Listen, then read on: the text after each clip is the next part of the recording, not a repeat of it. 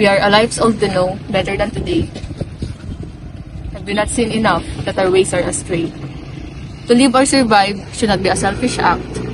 Balance the odds to be even is a sustained fact. Restore to this world of everything that we take, as much as we can spend and waste on what we need. Keep in mind that the earth would not last forever. If we still exploit it, one way to another. Could you not feel the air getting thin in each breath?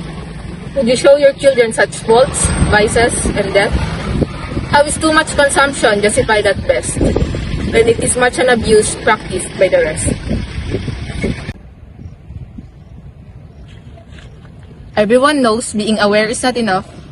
Change begins on action, even the times are rough. Open your mind when your eyes chose to remain closed, then you will unearth what you have been missing most.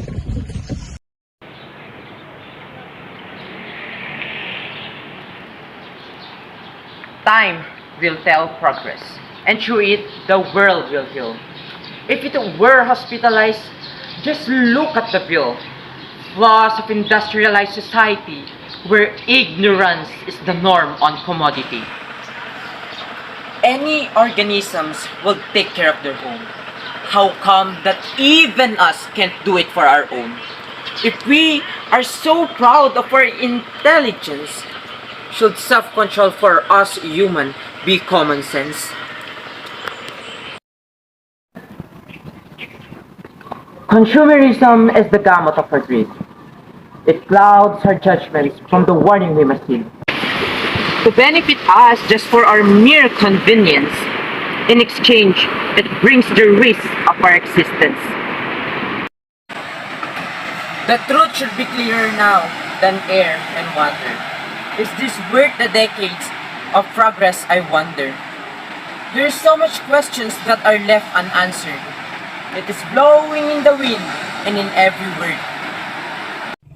This harmful cycle must end right here and right now. A dilemma we share that we cannot allow. Resourcefulness is valuable in its own,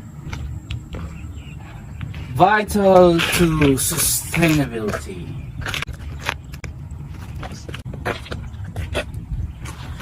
As well known.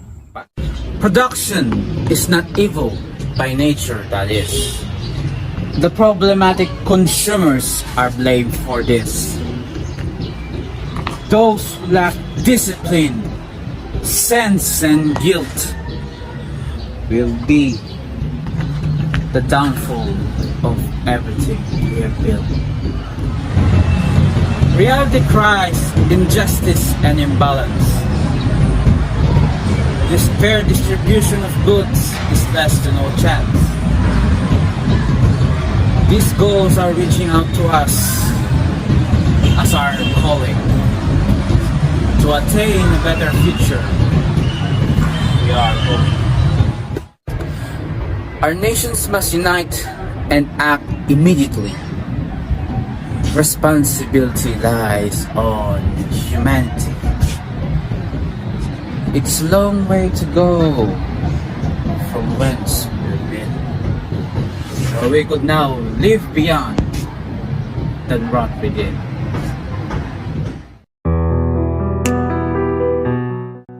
Sustainability is a duty we share.